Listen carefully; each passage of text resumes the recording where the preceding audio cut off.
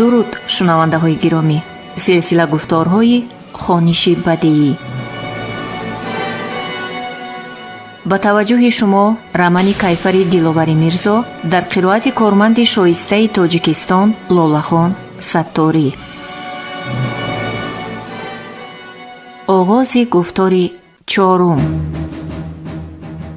чунон ки муаррихони пешин дар асарҳои хеш навиштанд, давлатҳои феодалии осияи миёна тӯли асрҳо ба ҷангу хунрезӣ машғул буданд ва ҳар кадоме талош мекард ки ҳамсояи худро ғофилгир карда ба сарвату дороии вай соҳиб шавад. агар амирону хонҳои ҷоҳил байни якдигар дӯст мебуданд ва чун ҳамсояи нек рафту омад мекарданд, ҳар оина бегонаи ҷуръати ба мулки эшон ҳуҷум намуданро намекард. афсӯс ки ҳар кадоме мушт ба сина зада ҳузури дарбориён худро ҷаҳонгир ва бузургтарин шоҳи даврони хеш мехонд. байни аморати Бухоро ва хонигарии Хуқанд низ рақобат зиёд буд. нисбати якдигар кинаву адоват парварда, ҳар кадом баҳонае меҷуст ки илоҷе ёфта душманашро саркӯб кунад. даврони ҳукмронии амир Насруллоҳ муносибати ду давлати ҳамсоя бадтар шуд. Насруллоҳ ният дошт ки хонигарии Хуқандро аз байн барад ва сарзамини Фарғонаро ба тасарруфи худ дарораду онро қаламрави Бухорои шариф эълон кунад. Насруллоҳ шахси бераҳму сангдил ва дар баробари ин ҷасуру диловар буд. дар атрофи худ уламои риёкору ришвахорро ҷамъ карда буд ки онҳо ҳар рафтору кирдори савобу носавоби амири золимро бо далелҳои динӣ ҷомаи ҳақиқат мепӯшониданд ва ӯ давоми 3 сол пай ҳам азми тасарруфи Фарғона кард, вале 2 маротибаи аввал бо сабабҳои маълуму номаълум сафари ҳарбии худро ба анҷом нарасонид. аз нимароҳ ба Бухоро баргашт. дар ин байн номаҳои пайдарпайи зумрае аз вузаро ва умарои хони Хуқанд ки амирро ба ҷанг даъват карда дастгирии худро аз вай баён мекарданд, Насруллоҳро барои оғози юриши ҳақиқӣ водор намуд. маҳз ҷонибдории ашрофи Хуқанд ӯро дилпур кард ки ба Фарғона лашкар кашад. Маҳмадалихон ки солҳои охир рӯ ба фисқу фасод оварда ба шаробхӯриву ишқбозӣ машғул буд, бо кирдори ношоиста аҳли дарборро дилхунук кард. дигар аҳли илму маърифат дар дарбори вай қурбе надошт. аз маҷлиси ӯ бонги рубоб меомаду садои хандаи мастонаи нозанинони париваш ва ёрони бангию майзадаву ҷоҳил. از عمرخانه که تمام عمر اهل فضل را هم صحبتی بهترین میدانست و خود نیز شاعر صاحب دیوان بود، چون این فرزند فاسق به دنیا آمد. روز تا روز پایه دولتداری اسوس می شد، ولی خان دیگر سرگرمی دلخوشی بود. پروای آن را نداشت که فردا بالای مملکتش چی بلای خواهد آمد. سالی 19 سلطنت محمد علی خان بود. لشکر منقطیه به حدود فرغانه وارد شد. امیر نصرالله به این سفر تیاری خوب دیده بود و همراه لشکرکشان و ندیمان و وزیران و کبیران در این سفر حربی شرکت می‌ورزید. با یک شکوه و شهامت در بیرون شهر و دهکده‌های قلمرو فرغانه قرار می‌گرفت. چاکران و نوکران و غلامان چوس و چالاک چادرهای با حشمت را به پا می‌کردند و امیر با یک غرور به چادر خویش درآبرا می‌کرد. چنان رفتاری داشت که باوری لشکریان منقیت به غلبه بزرگ بیشتر می‌شد. در جنگ‌های نخست لشکر محمد علی خان و شکست مجاوه شد و سرلشکران و امیران لشکر برخی به اسارت افتیدند و قسم همراه سربازان خویش رو به فرار آوردند.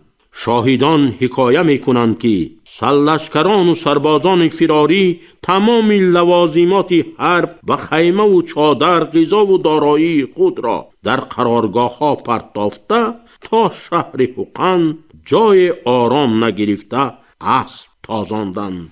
امیر نصرالله دیگر لشکر محمد علی خان را آرام نگذاشت و تا شهر حقن دنبالگیر کرد. منقیط‌ها چون وارد شهر گشتند با امر امیر سنگدل و بیوفا از هیچ کاری بد دست نکشیدند. اموال مردم بیگناه را غارت کردند. کوچه‌های شهر پر از زن و مرد نیم عریان بود که سر و لباسی ایشان را لشکر منقیط تاراج کرده بود. آنها در کوچه‌های شهر دیوانوار می‌دویدند و نمی‌دانستند که به کجا پنهان شوند.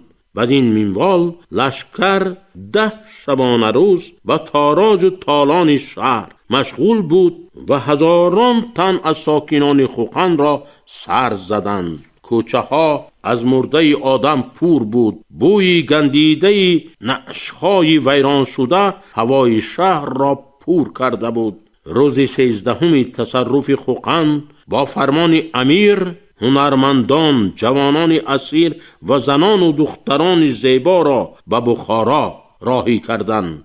ثروت خزینه محمد علی خان، دارایی مردم شهر، حتی تمامی لوازمات حرب چون مالی غنیمت به بخارا کشانده شد. امیر یکی از سرلشکران خود ابراهیم پروانچی را به تخت سلطنت نشاند و دنبال لشکرش براه برآمد. ابراهیم که یک مرد بندگی و بی‌رحم و سنگدل بود، از روزهای اولی حکمرانیش خونریزی و ظلم و جبر را ادامه داده مردم را به داد آورد. امرا و وزرایی که از امیر نصرالله چنین کرداری زیشت را چشمدار نبودند انگشت ندامت می‌گزیدند، اما از دستشان کار نمی آمد. شیرعلی خان ترک مرد جنگاور، بی‌رحم، دغل و بدکین بود. فرصت نگذشته قراتگینیان از جمله آنهایی که برای شکست مظفرشاه با شیرعلی خان همدستی کرده بودند از ظلم و ستم وی به داد آمدند. او مرد نهایت خسیس بود. چون 5-6 ماه حکومت راند، از آن مصرفی که برای نگهداری سربازان می نمود به تشویش افتاد. باور داشت که مردان قراتگینی دوباره جرأتی در مقابل او جنگیدن را ندارند و نگاه داشتن شماره زیادی سربازان حقندی می تواند خزینه اش را خالی کند. با امرا و نزدیکان خیش مشورت نموده قسمت اساسی لشکر را به حقن فرستاد. بعد گسیل سربازان خیش بیشترین وقتش را به عیش و نوش گذرانیده، نه دیگر حوصله حکمرانی داشت و نه ترس از عاقبت کردار خیش. اشراف محلی چون دیدند که شیرعلی دولت خداداده را پیش پایی میزند و پایه سیاستش بی‌بقاست، پنهانی مشورت کردند و لشکری پراکنده را در موضع آب گرم دوباره جمع آوردند. به کلاب و حصار رسول فرستاده از سربیک و یاقوت بیک مدد پرسیدند. برابر رسیدن قوه‌های یاری رسان به قرارگاه شیرعلی شهر غرم هجوم نمودند. شهر بی صاحب بود. شیرعلی خان مست و الست و بی پشت و پناه اسیر افتاد. با مشورت یعقوب و سربیک، شیرعلی خان همراه هدیه فراوان به شهر بخارا فرستاده شد. قراتگینی ها واقعه های در فرغانه شده را شنیده بودند و دیگر حوصله سر اطاعت به خانگری حقن را نداشتند. همین بود که به امیر نامه نوشته خواهش کردند که برای مستقل نگاه داشتن ملکشان یاری رساند. امیر مظفر که بعد فوت پدر ظالمش نصرالله سر قدرت آمده دیر باز منتظر فرصت بود، بعد گرفتن نامه لحظه تأخیر نکرده سال 1870 پسر عمکش مقیم خان رحیم خان را به تخت سلطنت قراتگین شنانیده و به سربیک و یعقوب بیک سپارش داد که او را دستگیری کنند. رحیم خان مرد عاقل و دانا بود و به هر واسطه به مردان آبرومند و سپاهیان کشور قراتگین مناسبت خوب براهمان و توانست در دل آنها جای گیرد. بعد چند سال حکمرانی به قرار می آید که رابطه را از بخارا کنده مستقلانه حکم فرمایی کند. نان و نمک بیمینت قراتگینی ها منغیتی از بخارا دور افتاده را محض گرداند و نیت کرد که قراتگین نیم مستقل را دوباره صاحب استقلال اعلان نماید. ولی جاسوسان امیر مظفر این خبر را چون باد به بخارا رساندند و او رحیم خان را با بهانه به دربارش دعوت نمود. این واقعه سال 1876 رخ داد. امیر دیگر باره رحیم خان را به حضورش نپذیرفته امر کرد که او را نظربند نمایند. به جای وی عمک بچه دیگری امیر سید محمد امین خان به قراتگین فرستاده شد. قراتگینی ها او را خوب نپذیرفتند و از امیر طلب کردند که رحیم خان را دوباره به قراتگین فرستد، ولی امیر مظفر این خواهش آنها را به اینابت نگرفت. سرکشی و ناراضگی ساکنان قراتگین باعث تشویش امیر شد و او برای یاری به گوبرناتور حربی فرغانه گنرال سکوبیلف مراجعت کرد. گنرال با مقصد گرفتن علاوه چشم قراتگینی ها به بدخشانی ها آخرهای ماه اوگوست همان سال جانب کوهستان اعزامیه مخصوص فرستاد. او به قراتگینی ها اقتدار حربی حکومت پادشاهی را نشان دادن خواست.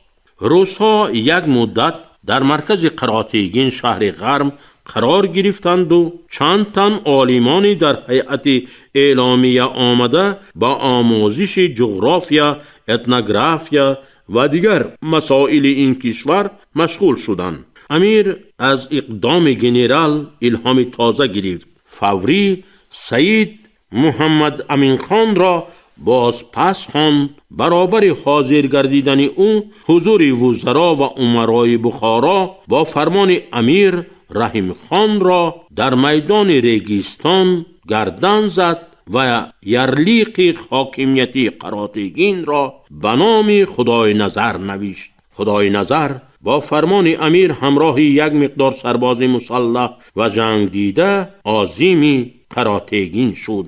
خبر قتل رحیم خان پیش از آمدن خدای نظر به قراتگین رسید. مردمی که او را می شناختند و هوادارش بودند از کردار امیر رنجیدند و به قرار آمدند که دیگر به گماشتگان او سر اطاعت فرو نخواهند آورد.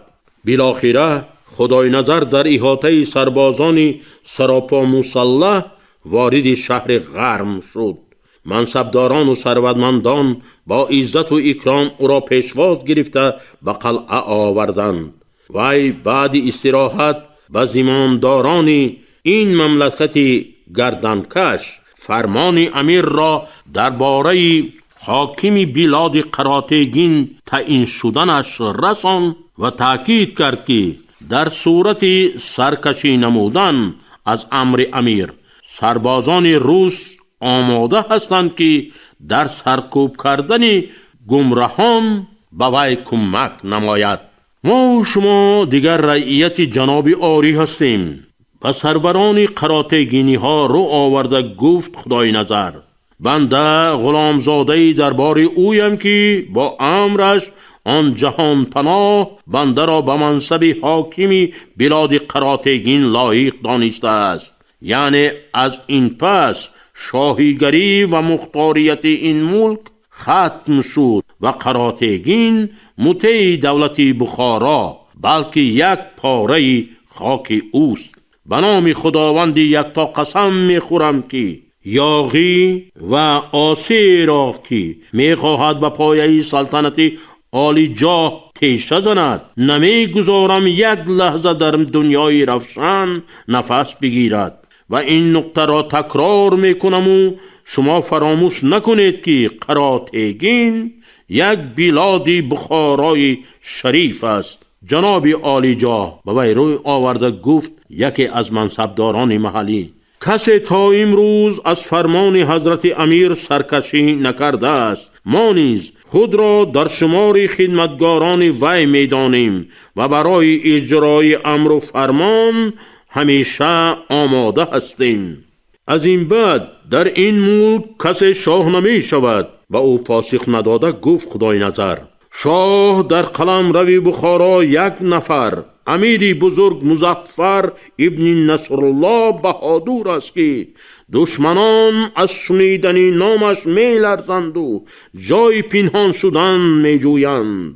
امیری که در میدان جنگ به تنهایی می تواند مقابل یک لشکری بزرگ بجنگد. غلام و بنده امیری بزرگیم. سر به تعظیم فرود آورده گفتند کبیران قراتگین که در این کوهستانی دور از وادی ها می زیستند و از احوال امیر بخارا آنقدر خبردار نبودند. خدای نظر طول 1 سال توانست قراتگین را پره زیر تصرف خود درآورد. امیر مظفر چون دید که ملک‌های کوهستان را می تواند به خونریزی تصرف کند، قرار داد که سفرهای حربی را در کوهستان تا بدخشان ادامه دهد. بعد مشورت با خاصان و خدای نظر امر کرد که سفرش را جانب درواز دوام دهد. خدای نظر چند خویشان خود را که همراه از بخارا آورده بود در غرم ماند و نفری از آنها را به جای خویش تعیین کرده به راه برآمد.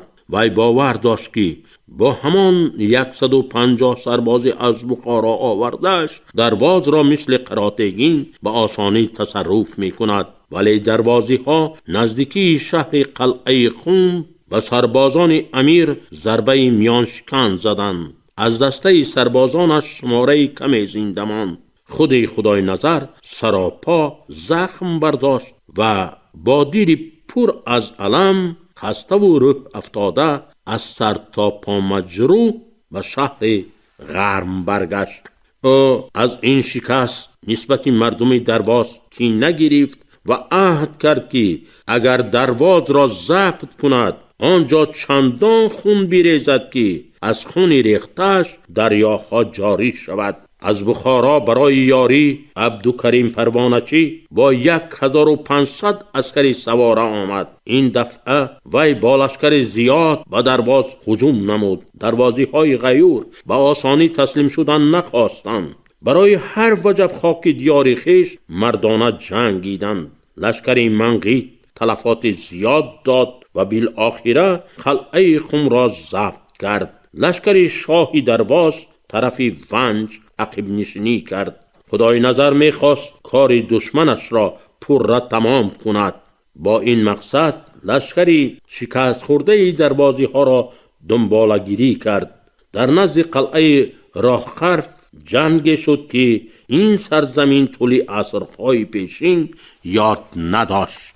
پیر و برنا به دست سلاح گرفته به محافظت خاکدان بابایی پیوستند. در کوهستان فصل زمستان حکمران بود. آن زمستان برف بلند بارید و لشکر منقید با 100 عذاب پیش می رفت.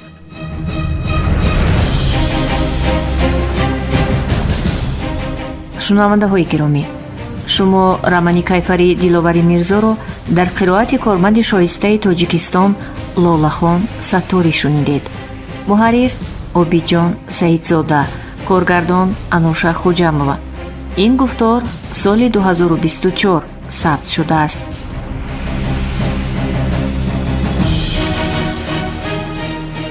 анҷоми гуфтори 4.